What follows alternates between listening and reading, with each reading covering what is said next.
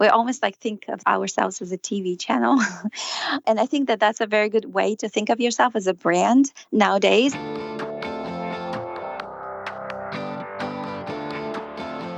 Hey, my name is Felix Tia, and I'm the host of Shopify Masters, a weekly podcast powered by Shopify, the easiest way to sell online, in person, and anywhere in between.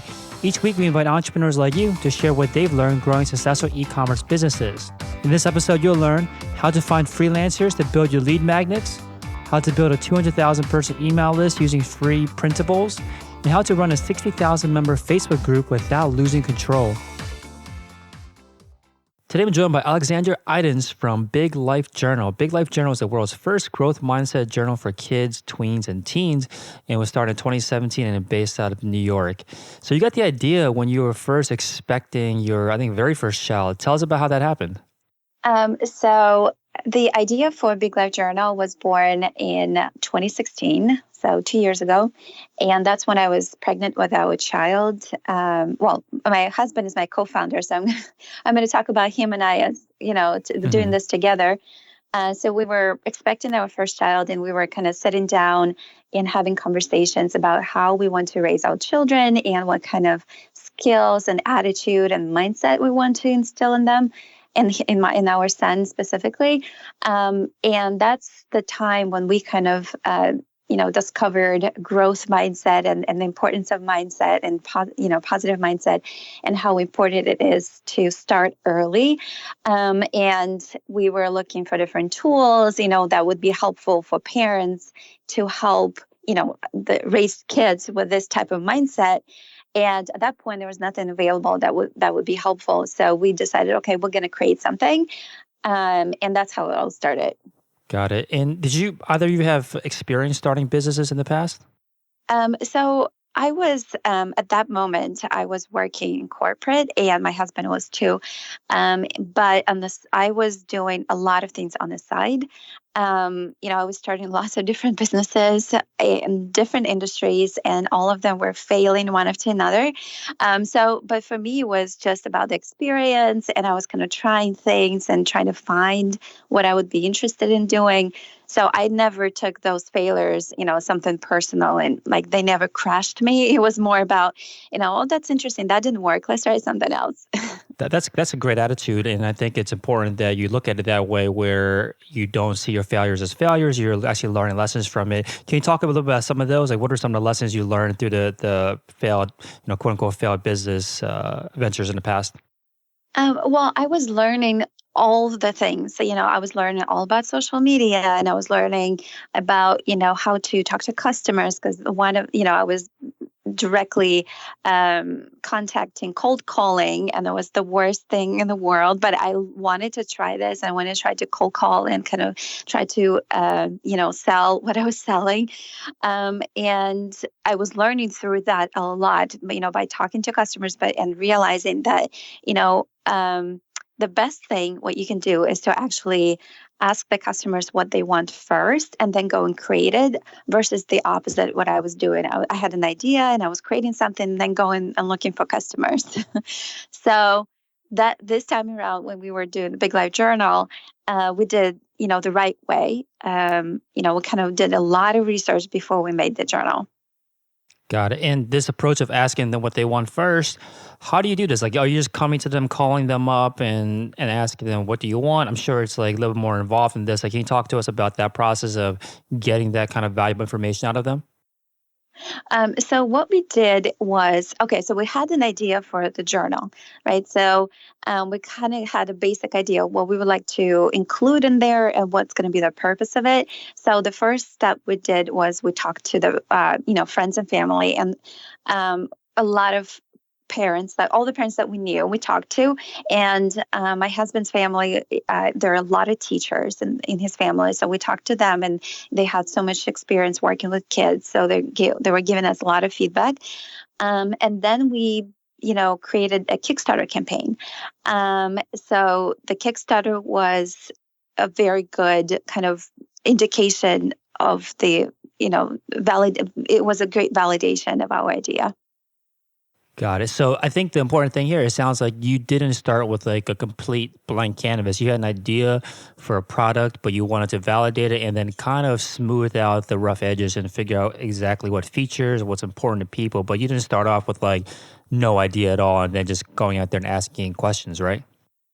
Uh, that's right. We had a pretty good idea what we wanted, but we changed based on the feedback. I mean, we had, spreadsheet of where we were recording what people were saying, very specific comments and kind of discussing those comments afterwards, after the calls. So we really took it seriously and we did adjust. So our idea really transformed based on the feedback. Got it. So I want to jump back a little bit to the other businesses that you started in the past that didn't take off to the extent that Big Life Journal took off. What do you think about, was it about this particular business? Was it the lessons you learned? Was it the product? Was it a market? Like, what do you think was the most important piece that allowed this one to finally lead you down the right path? It's the product that people actually wanted. And there was no guarantee that this one will actually be successful because when we had this idea, of course, it was just two people sitting on the couch and talking about this. But then we said, okay, well, let's just take it, and validate it like we did everything else before. So this time it turned out that there was a need and, it was helpful that both my husband Scott and I, we are coming from, we were about to become parents. So it was our own need. And we were just trying to understand if other parents are looking for the same thing. And they were looking for the same thing. So it was just, a good idea that we executed on. Yeah, it's funny. Before we hit record, I was just telling you that I also have an 8.5-month-old, and this product really resonates with me because, especially for people that are in this, either entrepreneurs or really involved in business and involved in personal growth. A lot of listeners on here are fit that mold. It's almost like you want to translate that to your child that you're bringing up. So I think you really did find a niche that needed to be fulfilled. So when you're going through this process of validation with this business, with the other past products that for your previous business ideas, did you use the same framework for validation each time? Like, tell us about like how you built the framework for validating your ideas. This time it was much more robust and we had a Kickstarter campaign. So we had to prepare for the Kickstarter and, that took a lot of our effort and time. So, we kind of thought that, okay, if friends and family think that's a good idea, then let's take it further and let's ask the broader community and people that don't know us, would they invest or not? And that's what we were looking for, kind of looking for people that are not friends and family. They don't know us, but they just know about the idea. Would they be interested in this journal? And the Kickstarter campaign that really showed us that it was a good idea. Got it. So you put together this Kickstarter campaign, but before that, their only kind of validation you're getting was just talking to friends and family. What were you looking for in terms of the campaign to validate it? Was it just hitting your funding goal? Was it particular things people were saying? Like, what were some things that you looked for to validate that you were on the right path? So for me personally, it was just even if it was one person that pledged to our campaign, and the person who didn't know us, right? Even if it was a one stranger who thought it was good, that for me personally, that would have been enough. And actually, the first campaign that we had wasn't successful. So for this product, for Big Life Journal, so the first one that we ran. We didn't raise enough money. We didn't raise to meet the goal, and the campaign basically was canceled. But the second one, right after that, so we kind of took a break, and I had a baby. So during that time, between the first campaign, the second campaign, I was taking care of a newborn and finishing the journal, preparing for the second Kickstarter, and then we had second Kickstarter, 7 months later, and that campaign was 300% funded. So it was very successful. And, that, of course, gave us a lot of hope. Right. And just to put some numbers behind it, the first campaign, though, was not a success, raised a little bit over $6,000 out of $15,000 goal. And then the second one, which was a success, also had the $15,000 goal, but then raised three times, like you said, of almost $45,000. And then you also had a third one, which we'll talk about in a bit. Well, what's the difference then between that first one and that second one that allowed you to not only surpass your goal, or not only to meet your goal, but surpass it by so much? Well, so when we entered the first campaign, we knew very little. What we knew was we did research on other campaigns, and we saw how successful they were, and that gave us a lot of inspiration. And we kind of thought, oh, you just have to have an idea, and you're basically all set on Kickstarter, which was completely wrong. And we did not know what it takes to have a successful Kickstarter campaign. So once it failed, we kind of said, okay, well, you know what, it just means that we just didn't know. So now let's take some time to research and to, study how to actually put the successful campaign together.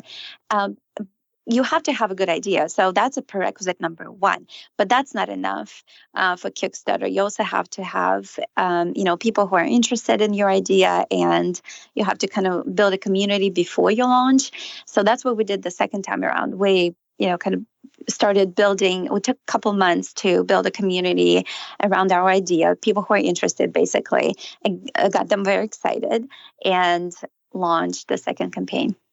Got it. So the first campaign, I think, met at least one of your goals, which is to validate it. People that you didn't know were willing to give up their hard-earned dollars to purchase a product from yours that wasn't completely built yet. So the validation was there. So I'm assuming that gave you the confidence to say, okay, let's invest our time and invest more energy into doing this, quote unquote, the right way the second time around, which you mentioned was to build a community. So talk about that. So once you realized, okay, we didn't reach our goal, but a lot of people want this product, what were the next steps that you decided to take to ensure that the next launch would be better? Like, how did you start building a community? We did a lot of research. I mean, we took a course about Kickstarter. We read everything that was available, on forums, on different Facebook groups, or people actually were running Kickstarter campaigns, what they were suggesting. So that was step number one, is just to learn as much as we can what it takes.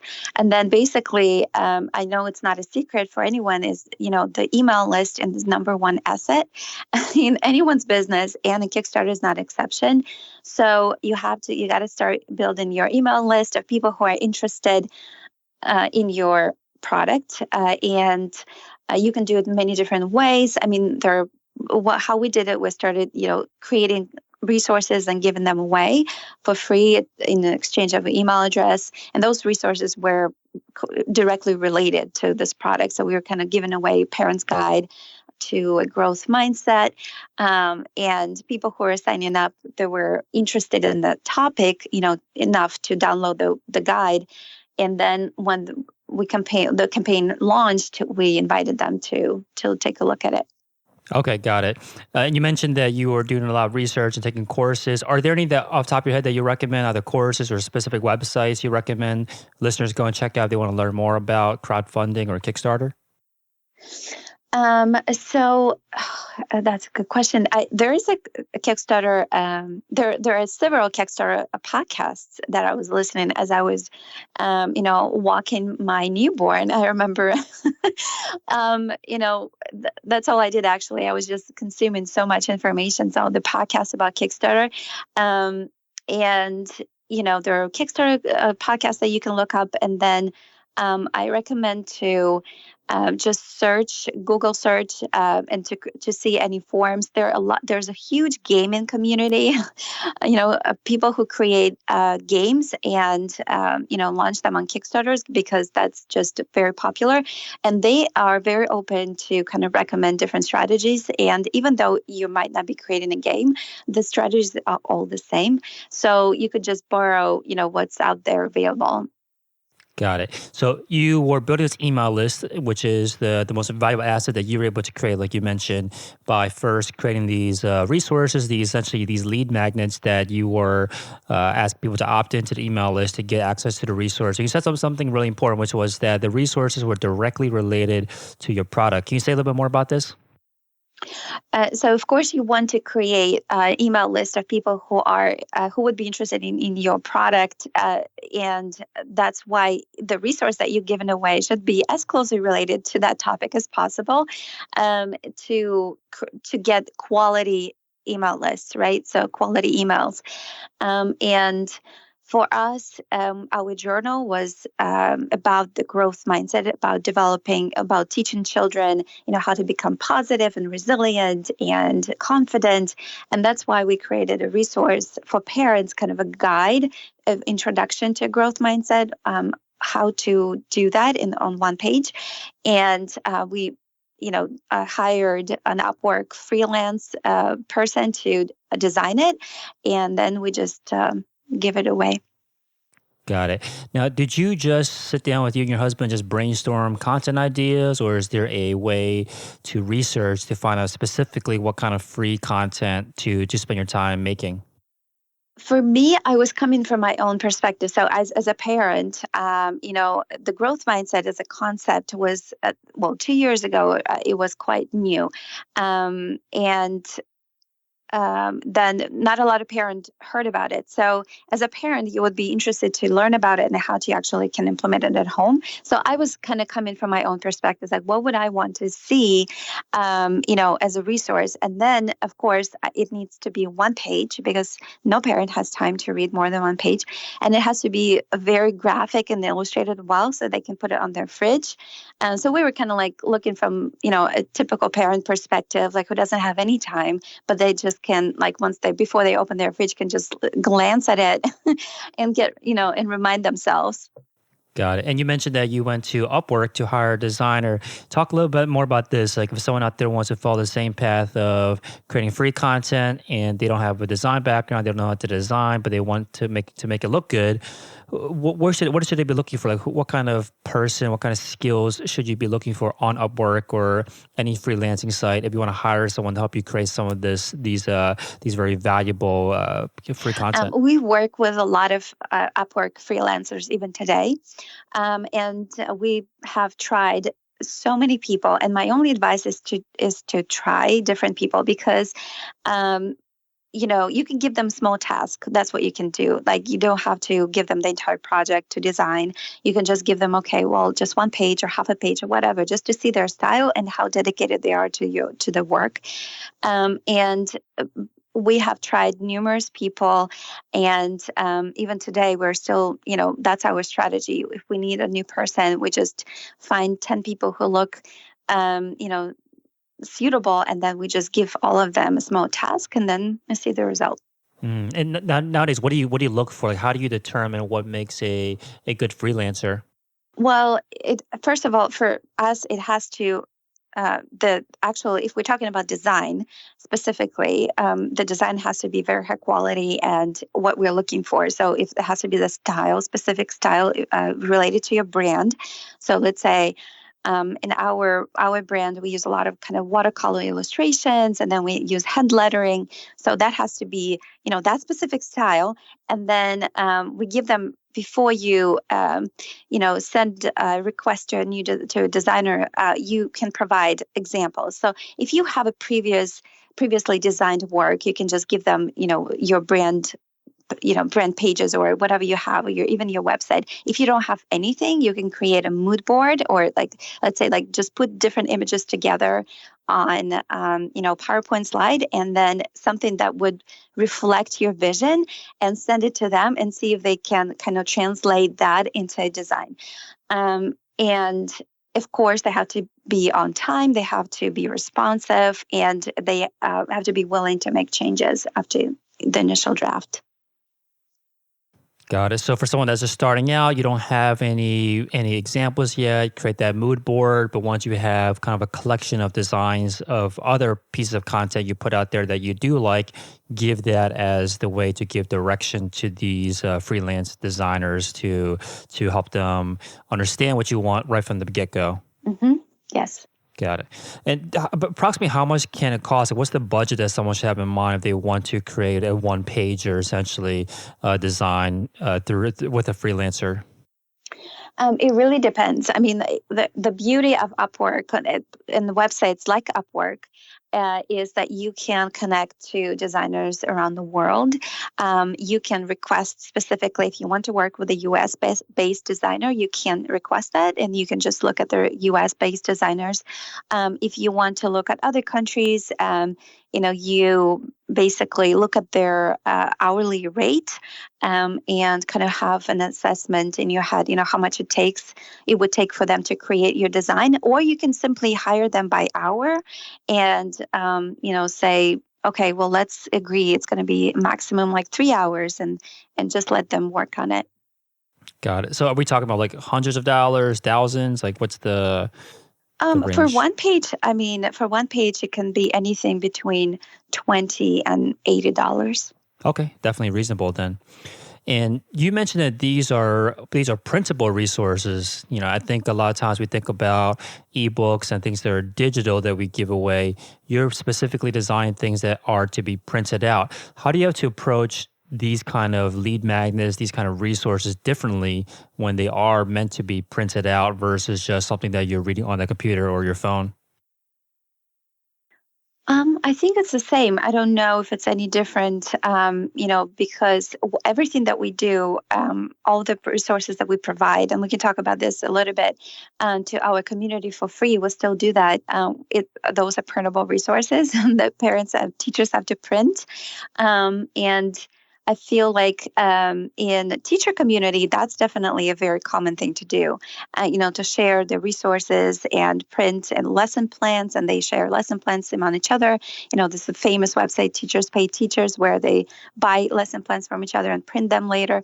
So for us, it's the same. It's no different, and people nowadays are very used to, printing out resources. Got it. So you were creating these resources, like especially in the early days. How many were we talking about? Like once a week? Like how often were you creating a $80 resource? So so our Kickstarter campaign was in April 2017, and Sorry, that was the first one or the second one? that's the second one, right? The one Okay. that it was actually the successful one. And since, and after that, we kind of started actually running an actual business because we had the product already and we had customers and, everything was going well. And, that summer, 2017, I kind of started thinking about, okay, so how do we continue building our email list and building our community and actually encourage people to open our emails? And that's when I had a thought of creating a free resource every week, similar to how we had a lead magnet to encourage people to sign up for our Kickstarter campaign.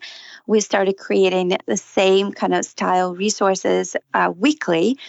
And at that point, early on, I wasn't hiring designers all the time. Like sometimes I was creating them myself, using like tools like Canva, for example. And just sending out free resources every Friday. And to this day, we still do it. And that's one of our biggest competitive advantages. Got it. Okay, so before doing it consistently, you had a few that you were making prior to that second Kickstarter campaign, so that you could build up a email list that you could launch your second Kickstarter campaign, which was the successful one, to that email list. Was that correct? Is that the strategy that you took to create these free resources, to build the email list and then to launch Yes. that second campaign? Okay. So when you're building these, I want to talk about that phase when you're starting out and just creating the resources to start. How are you getting traffic to check out these free resources or to even see that they could opt in to get this lead magnet, this free resource? Through Facebook ads. We were running paid marketing directly to the opt-in page.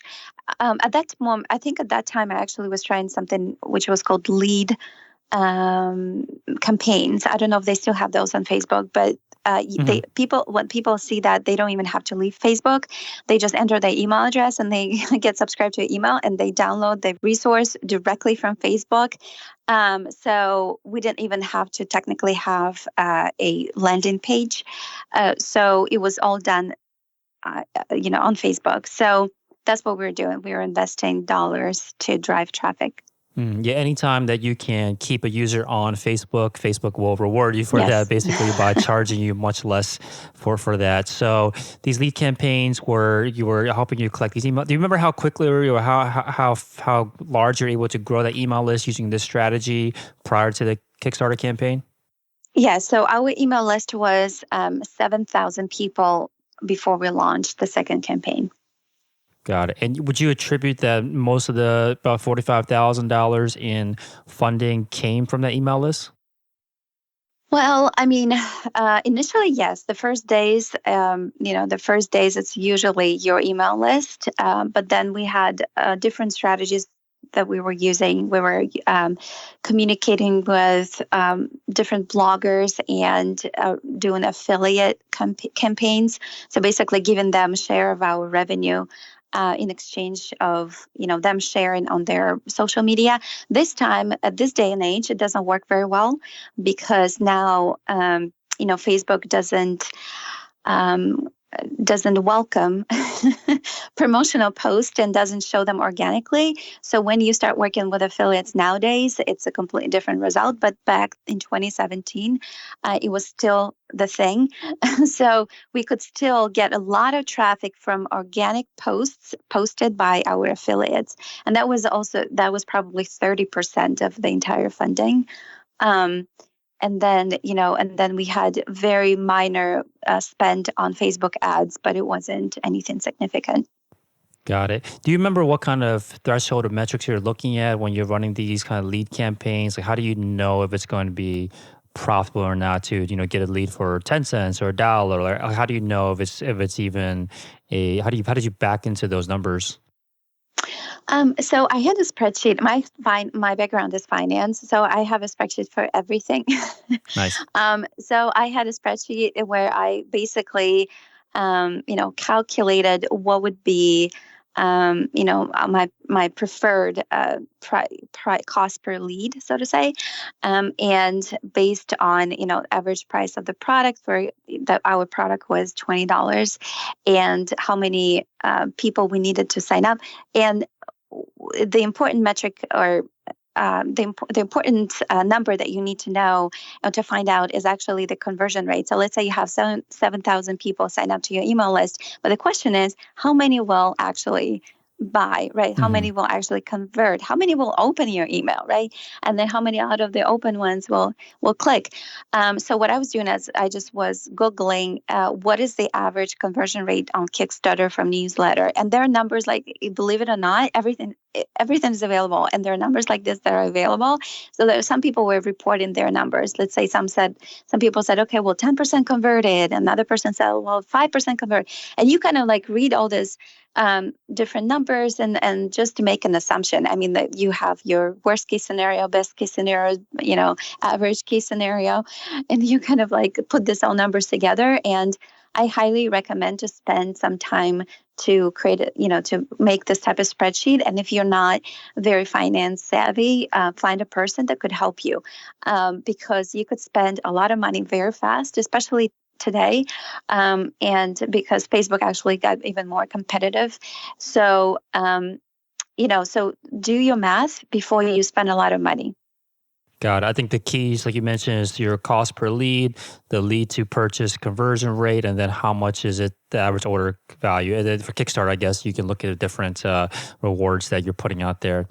So you mentioned that getting these leads this way through providing by providing free content and then sending them similar content, free resources, things that people would potentially even pay for, is the best way that you've been able to find to have high open rates. Can you talk about what those are? Like, what is considered high open rate with email? Like, what are some numbers that people can kind of keep in the back of their head as they are trying to do something similar? So our open rates are consistently about 30%, and it doesn't sound high, but it's actually not bad. And our email list is very large nowadays. I think it's over 250,000 people. So then we have, click-through rates, and it really depends on on email by email, but it could be around 10%, out of 30% who opened, you have 10% who click through. So I don't necessarily, kind of check those metrics every month or every week. What I know is that people are extremely interested in receiving our emails, and even if they don't open or they don't open our emails, sometimes it just means they can't find them, or unfortunately, email providers, they filter them and they put them in different, folders. So we always have, advise them to, follow certain steps to make sure that they can see our emails. But we do receive, almost weekly, we have people asking us a couple things. First, people asking us, where's my email, right? They're looking for it. And the second type of question we receive very frequently is people asking us if they've been charged for what they've received. And we always say, no, it's all free. And that's just an indication that how valuable this is. And people just so not used to this. They can't believe that we're giving this away. And we do this every week. And, it's one of the kind of like strategies which I think made us very successful. Yeah, so you do this every week, and you've trained essentially your customers, your prospective customers, or your existing customers to expect it every week. So are you sending to them on the exact same day and time each time? How important is that? Yes. Well, I don't know how important the time is, but we do send it every single Friday, rain or shine, at the same time. One thing I want to mention is that if you want to implement this strategy, you need to have zero expectation for purchase. So approach this not as your kind of like a selling strategy. You're not trying to sell them in the long term or anything. You're just giving away. That's the attitude that you should have in this particular strategy, without zero expectation. If you could have people who consume everything you give out and buy nothing from you, and you should be totally okay with that. Because if you're not okay with that, you will have a different kind of attitude and will show. So you need to kind of prepare yourself for that kind of situation, that you'll get a lot of people who are just getting it all free and not purchasing anything, and which is completely fine. Got it. So nowadays you are able to get these leads. Are you still running these Facebook ads, or are there new ways for you to drive the traffic to seeing the lead magnet? So we not currently, but we will in 2019, because right now we are in November. So November, December, Facebook ads are very expensive. So we're not wasting, so to say, our money on just getting leads. But we will do so when January, February, when the ads will be a little bit cheaper. But we have. Word of mouth, that's what helped us a lot. So when people get something for free, which is very high quality, they forward to everyone they know. And we have it, people saying us all the time, email us and say, thank you so much. I told all the parents in the school. I told all my teachers. And that's the thing. That's what you want.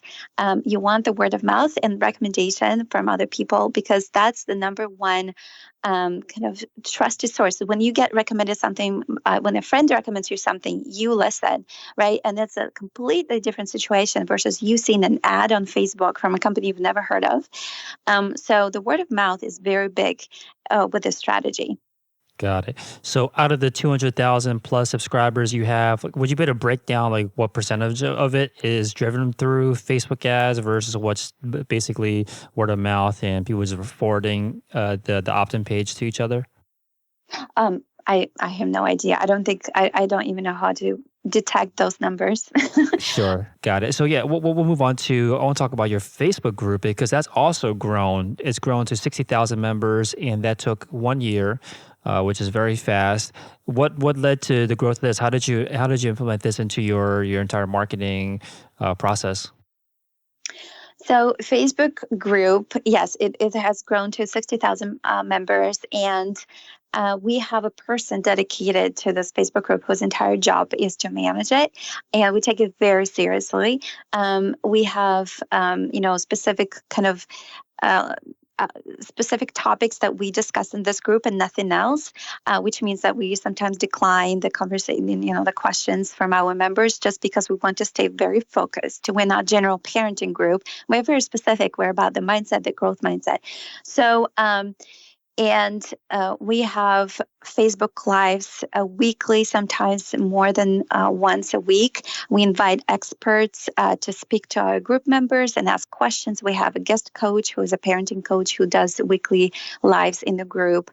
And then we have, we actually had a book club in the group. We paused for the holidays a little bit because people are so busy. Nobody, has time to read books nowadays during October, November, December, but we had a book club. So we take this group as just, as an investment. Like we invest in it, and our time, effort, and money, and we make it very high quality, and people loving it.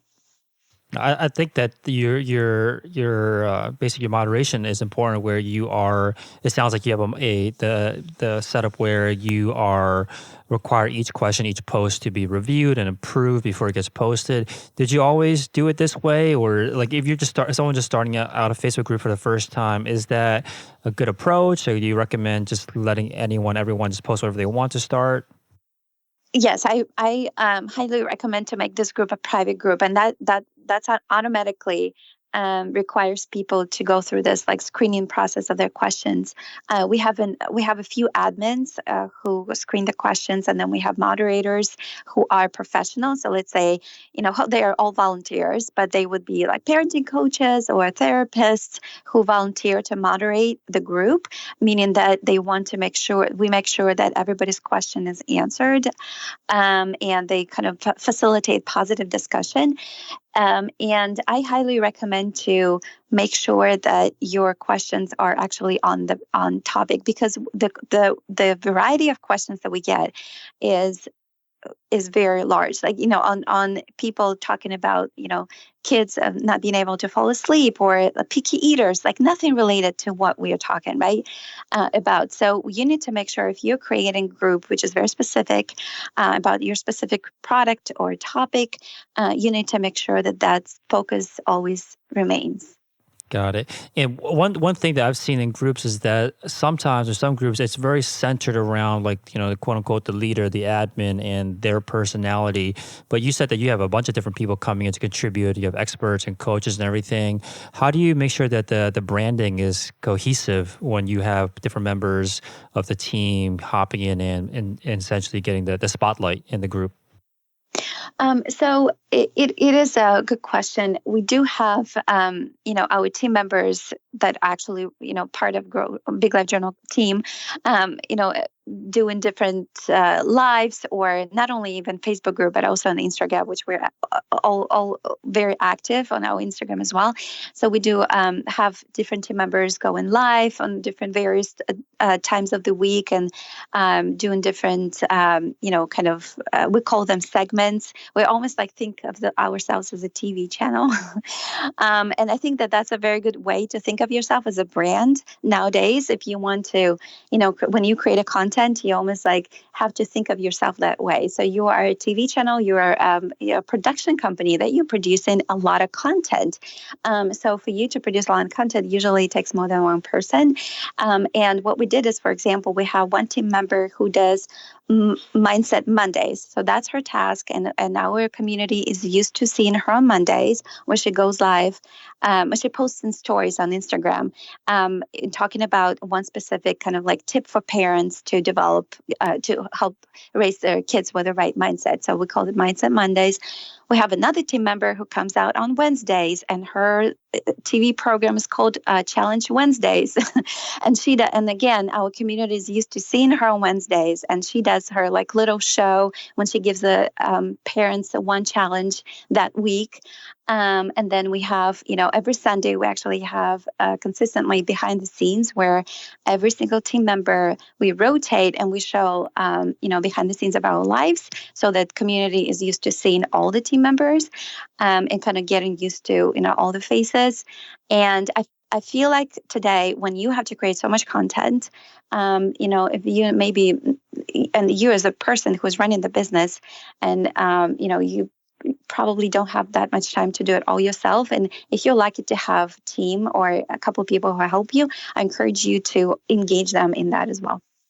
Got it. So the Facebook group, it seems like it requires a lot more investment than the email channel. And you probably hate this question, but I want to ask anyway. If you had to choose just one, especially for entrepreneurs that are out there that are just getting started for the first time, which one should they focus on? Should they focus on building a group or building out an email list? Well, email list is everything for your business, because Facebook email list is something that you own, and you have a control of email list, whereas the Facebook can change the policy tomorrow, like they did early in 2018, where they decided not to share business posts organically anymore. So anytime they do something, maybe they will tomorrow decide that Facebook groups are no longer, right? So, and you just completely, if you depend on that, you will be devastated. So I recommend to focus on email list if that's the only thing you can do, because you own that list. Got it.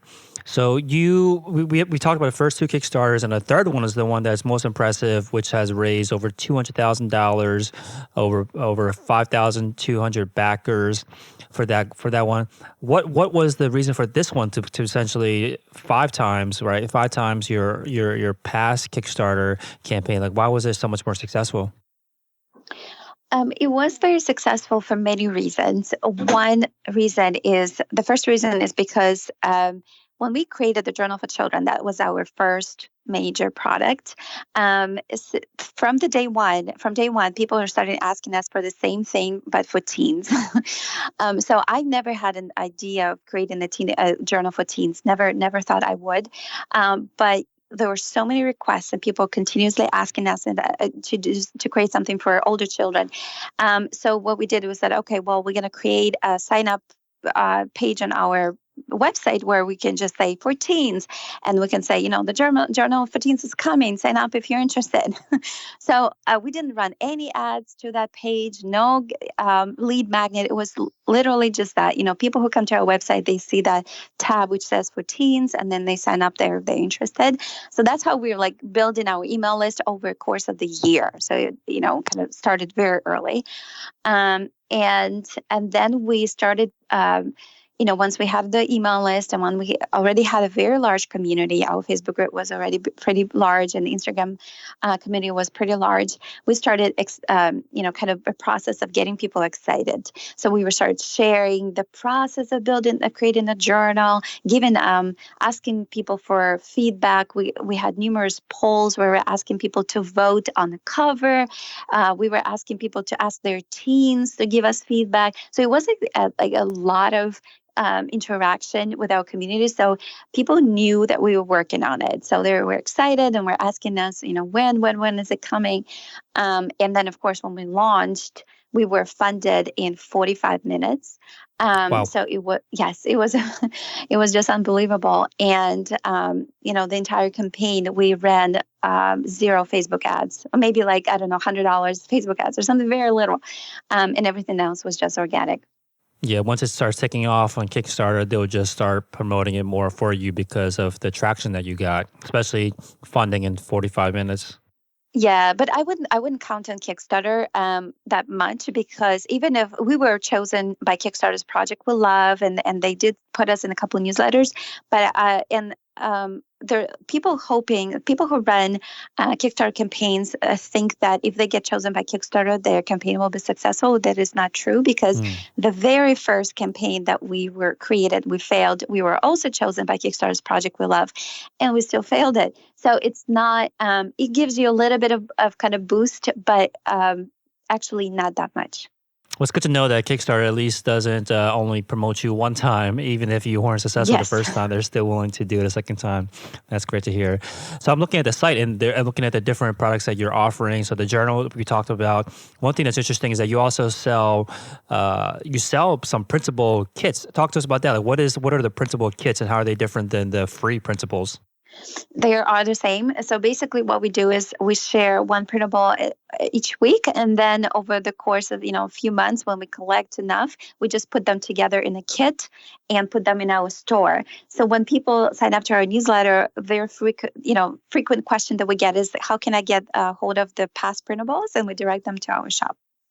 Oh, I like that. That's a great approach. And usually before, you were just like sending them, or not able to provide them the past emails or something, but now you present it all together, grouped together for them as a part of a kit. Yep. Makes sense. So once you guys were able to launch on Kickstarter, get over $200,000 in the last campaign, the one before that, $45,000. Can you talk to us a little bit about the growth outside of that? Can you share any figures, any numbers on how much you've been able to grow the business outside of Kickstarter? So the first year our very first year, which was not even 12 months, we made $1 million in revenue.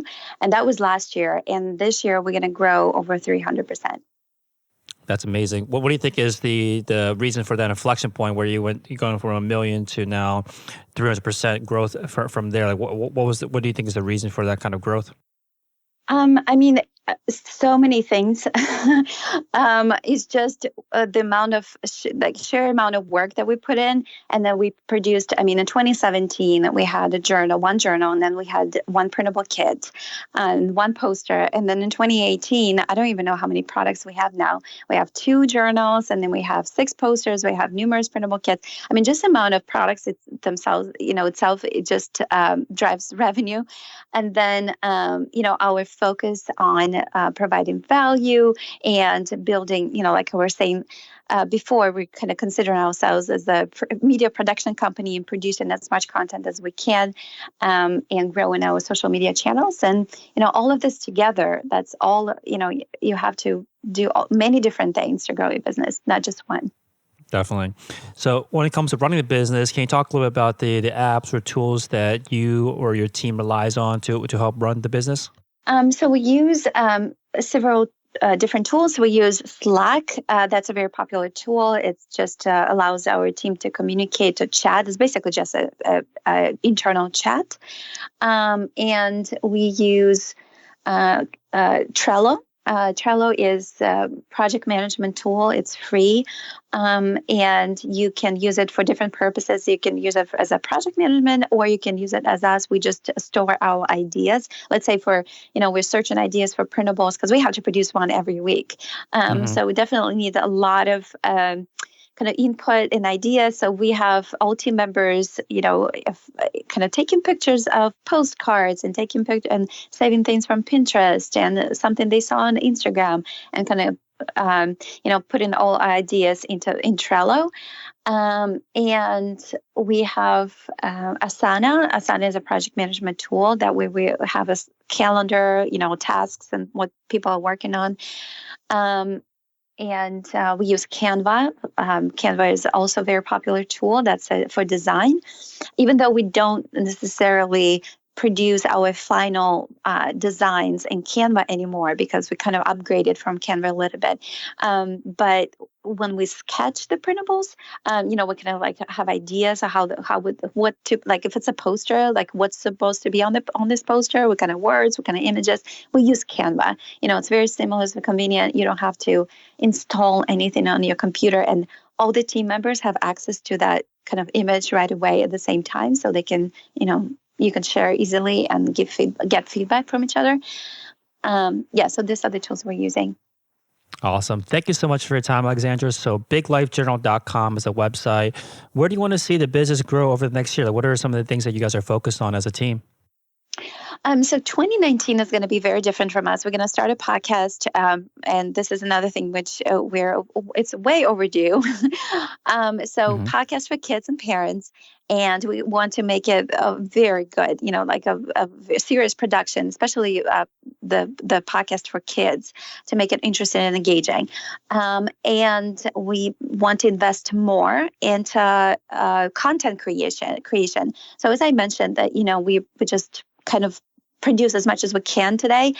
We invite all these different experts, and we have guest coaches that produce content for us. But I think that we're still not doing enough. I feel like that's the way that you stand out today. Is you actually it's an investment, right? You might not see the return today or tomorrow, but it's the way to build your brand, and that's kind of our 2019 focus. Awesome. Thank you so much again for your time. No problem. Thank you so much for inviting me. Thanks for tuning in to another episode of Shopify Masters, the e-commerce podcast for ambitious entrepreneurs powered by Shopify. To get your exclusive 30-day extended trial, visit shopify.com/masters.